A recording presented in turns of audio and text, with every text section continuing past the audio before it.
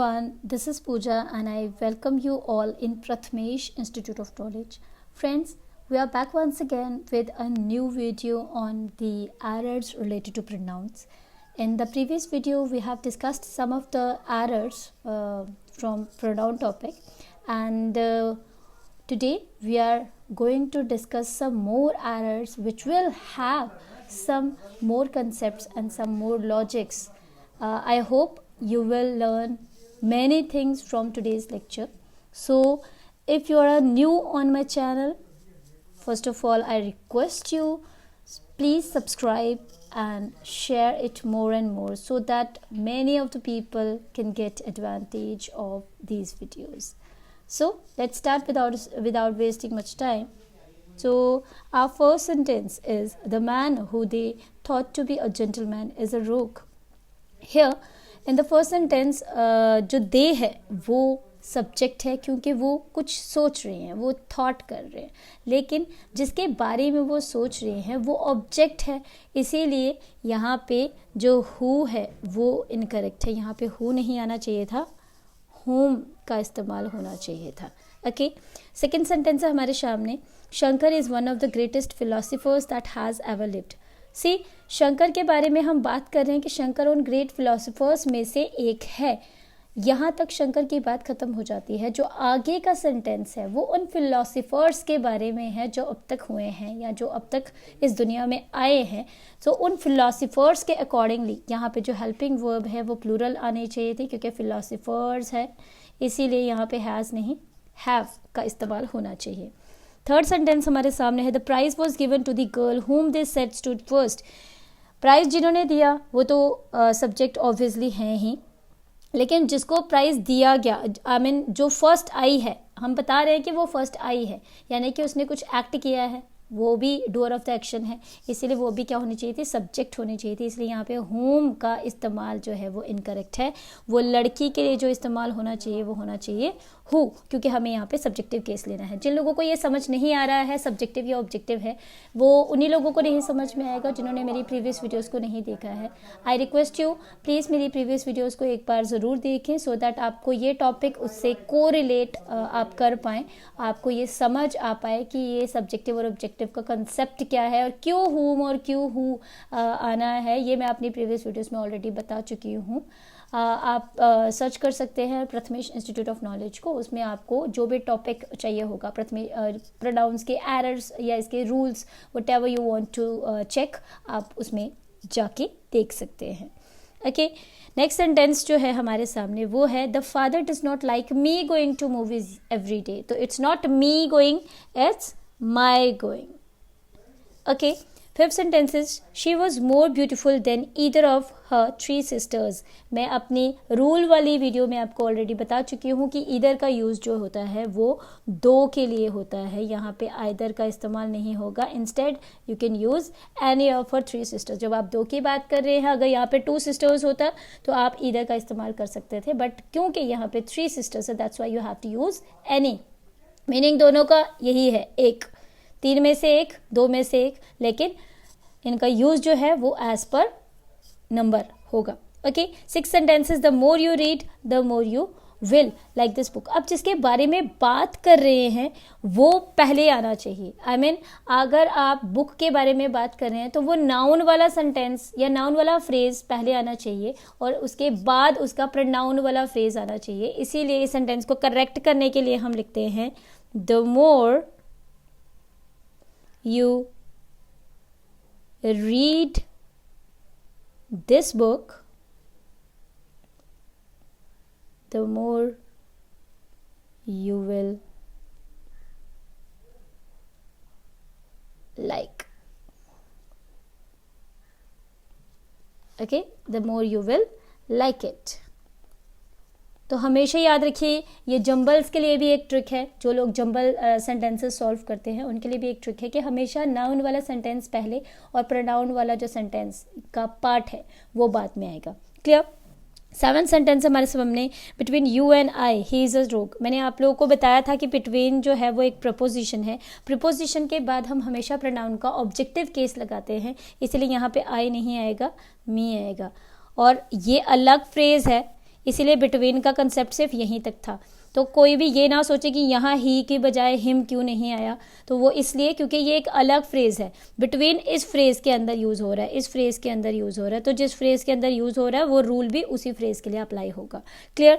8th sentence है Jiya can sing better than me. तो जिया वो कर सकती है जो मैं कर सकती हूँ, लेकिन वो मेरे से अच्छा कर सकती है। तो दोनों ही कुछ कर रहे हैं, दोनों ही डूअर ऑफ द एक्शन है। दैट्स वाई यहाँ पे मी नहीं, उसका भी सब्जेक्टिव केस यानी कि आई आएगा। अगर जिया का सब्जेक्टिव केस आया तो आई का भी सब्जेक्टिव केस यानी कि फर्स्ट पर्सन सिंगुलर का भी सब्जेक्टिव केस ही यूज होगा। ये क्यों इस्तेमाल हो रहा है ये रूल्स में आप लोग ऑलरेडी पढ़ चुके हैं। 9th sentence, this is the only one of his comments that deserve a attention. Okay, तो क्या आना चाहिए था, this is the only one of his comments that deserves our attention. Okay, ये उन कमेंट्स में से एक कमेंट है जो हमारी अटेंशन डिजर्व करता है। तो हम बात करें यहाँ पे उन कमेंट्स में से एक कमेंट की। पिछला जो सेंटेंस था ना, जैसे कि आपने ये वाला सेंटेंस किया था, सेकंड वाले सेंटेंस में इस दैट के बाद जो हम बात कर रहे थे वो हम इनकी कर रहे थे, इसीलिए वर्ब भी इसके अकॉर्डिंगली आई यानी कि प्लूरल के हिसाब से ही। लेकिन क्योंकि अब जो सेंटेंस में यूज हो रहा है वो हम क्या कर रहे हैं कि ये उन कमेंट्स में से एक कमेंट है जो कमेंट हमारी अटेंशन डिजर्व करता है, यानी कि अब बात इसकी हो रही है। और हमने ये पढ़ा हुआ है कि अगर वर्ब हम किसी सिंगुलर पर्सन की बात कर रहे हो या सिंगुलर थिंग की बात कर रहे हो तो फिर वर्ब के बाद एस या ईएस का इस्तेमाल होता है, इसीलिए आएगा दैट डिजर्व्स आवर अटेंशन। क्योंकि ये सिंगुलर है, सिंगुलर के बाद हमेशा वर्ब के बाद एस या ईएस का इस्तेमाल होता है by the rule of present indefinite tense. Okay, 10th sentence है, neither of the three candidates. Again मैंने आपको बताया है आइदर और नाइदर दोनों का इस्तेमाल दो के लिए होता है, इसीलिए यहाँ पे नाइदर की बजाय नन का इस्तेमाल होगा, none. Okay, none of the three candidates are fit for the post. Okay, फिर नेक्स्ट सेंटेंस है हमारे सामने 11th, both did not go. पहली चीज़ मैं आपको बता दूं कि जब बोथ एक ऐसा वर्ड है जिसके साथ कभी भी नॉट का इस्तेमाल नहीं होता है, बोथ वाले सेंटेंस में कभी भी नॉट का इस्तेमाल नहीं करना चाहिए, ये इनकरेक्ट सेंटेंस माना जाता है, यानी कि बोथ को कभी भी नेगेटिव सेंस में नहीं लेना है। One thing. अब दूसरी क्वेश्चन आ जाती है कि अगर इस सेंटेंस को फिर करेक्ट करना हो तो कैसे करेंगे। तो करेक्ट करने का तरीका क्या है, हमें एक ऐसा वर्ड चाहिए जिसमें बोथ भी हो और नॉट भी हो, और ऐसा वर्ड कौन सा है, नाइदर। नाइदर दो के लिए, बोथ का मतलब क्या होता है, टू। नाइदर भी किसके लिए यूज होता है, टू के लिए। और नाइदर ऑलरेडी नेगेटिव सेंटेंस है, नेगेटिव पार्ट है, इसीलिए नॉट वाला कंसेप्ट भी इसी में आ गया। तो दैट्स वाई हमें एक ऐसा वर्ड मिल गया जो बोथ का कंसेप्ट भी रखता है, नॉट का कंसेप्ट भी रखता है। तो हम यहाँ पे क्या लिखेंगे, नाइदर। अब नाइदर डिड नॉट गो। अब यहाँ पे एक और चीज़ याद रखिएगा, क्योंकि यहाँ पे डिड लगा था, हमेशा याद रखिएगा जो डिड होता है उसके साथ हमेशा first form of verb use होती है सेंटेंस में, इसीलिए यहाँ पे डिड के साथ गो लगा था। लेकिन है तो ये पास्ट इंडेफिनिट टेंस, यानी कि ये पास्ट टेंस है, यानी कि यहाँ पे हमें second form of verb use होनी थी। यहाँ पे ऑलरेडी सेकंड फॉर्म, डू की सेकंड फॉर्म डिड होती है, ये हम ऑलरेडी यूज कर चुके थे, इसीलिए यहाँ पे दोबारा फर्स्ट सेकंड फॉर्म लगाने की जरूरत नहीं पड़ी, हमने फर्स्ट फॉर्म लगाई। लेकिन जब डिड हट गया, अब डिड क्यों लगा था, नॉट की वजह से। नॉट हटा, डिड भी हट गया। अब डिड हटा, नॉट हटा, तो हमें सेंटेंस को रखना तो पास्ट टेंस में ही है। दैट्स वाई यहाँ पे वर्ब क्या आएगी, अब सेकंड फॉर्म वाली। ये टेंसेस में आपका कंसेप्ट और ज्यादा क्लियर हो जाएगा कि क्यों यहाँ पे वेंट आया है। ठीक है, तो नाइदर वेंट, ये सिंपल सा सेंटेंस है इसको करेक्ट करने का। देखिए सेंटेंसेस बिल्कुल सिंपल हैं, कुछ ज़्यादा डिफिकल्ट सेंटेंसेस नहीं है, बट क्योंकि आपके लिए हमने इन एरर्स को कभी प्रैक्टिस नहीं किया होता, इसीलिए ये थोड़ा सा हमें नए लगते हैं, या हमें एरर को स्पॉट करते टाइम पे ऐसा लगता है कि नहीं ये इसमें एरर नहीं है, या क्या एरर होना चाहिए था, ये चीज़ हमें अक्सर समझ नहीं आती है। आई होप आप लोगों को ये कंसेप्ट क्लियर हो रहे होंगे। अगर नहीं हुए हैं तो आप अपने कमेंट सेक्शन में जाकर कमेंट्स कर सकते हैं, आप पूछ सकते हैं कि कौन सा कंसेप्ट कैसे आया, I will definitely answer you. Okay, now the next sentence is you and he should not waste his money. So पहली चीज़ आप यहाँ पे किस तरीके से सेंटेंस को लेंगे, you and he should not waste his money नहीं आएगा जब आप यू और ही दोनों की बात कर रहे हो, तुम्हें और उसे तुम्हारा पैसा वेस्ट नहीं करना चाहिए। या जब तुम्हारा बोल दिया तो तुम्हारा में दोनों काउंट हो गए, ठीक है, तुम दोनों तुम्हारा काम कर लो तो तुम्हारा वर्ड आ जाता है, तुम्हारे में दोनों काउंट आएंगे। लेकिन जब आप हिज यूज़ करोगे तो हिज में सिर्फ ही का कंसेप्ट आता है, इसलिए your money. Okay, 13 sentence, my watch is better than that of yours. तो 13 सेंटेंस का my watch is better than yours, या तो आप दैट ऑफ लगा रहे हैं तो फिर योर्स मत लगाएं, फिर योर लगाएं, या तो अगर आप योर्स लगा रहे हैं तो योर्स अपने आप में ही कंप्लीट है, इसके लिए दैट ऑफ लगाने की ज़रूरत नहीं है। मैंने आपको दोनों तरीके बता दिए करेक्ट करने के। My watch is better than that of your, आप करेंगे my watch is better than that of your, यानी कि आपकी वॉच से दैट ऑफ लगा देने का मतलब वॉच से। और इसको और ज़्यादा अच्छे से समझाने के लिए मैं आपको एक सेंटेंस देती हूँ। देखिए, Riyaz dress is more beautiful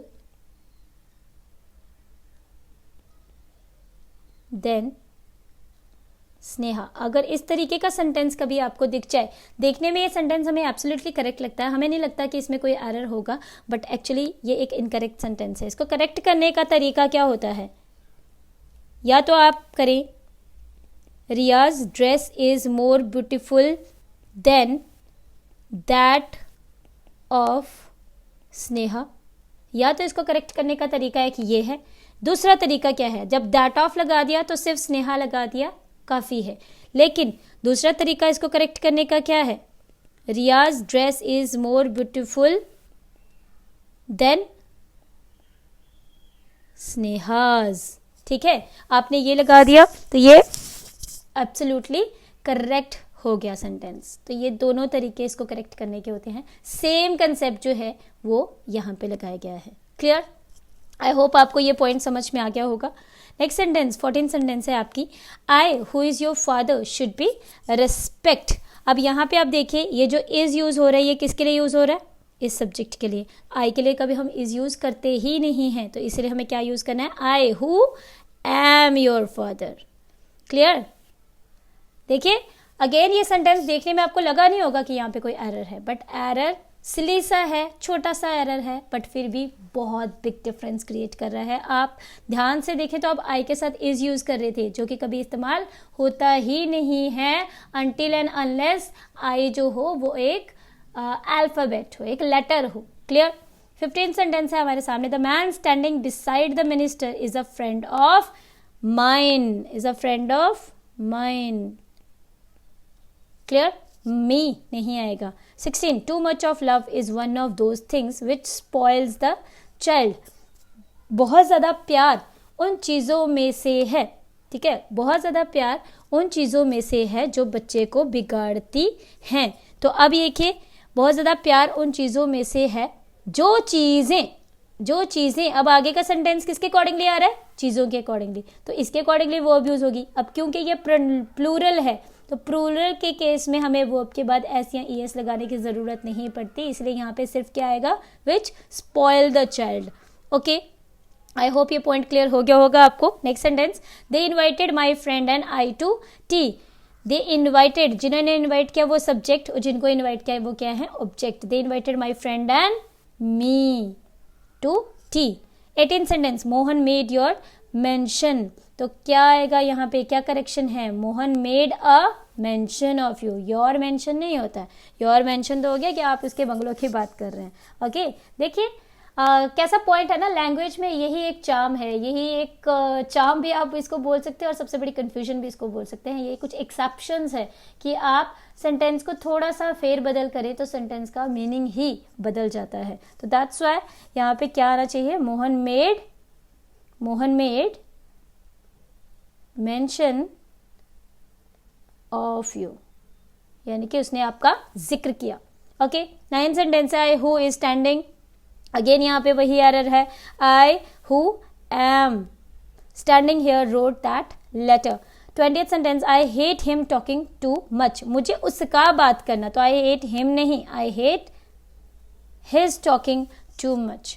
clear? I hope अब आपको सेंटेंस ये क्लियर हो गया होगा।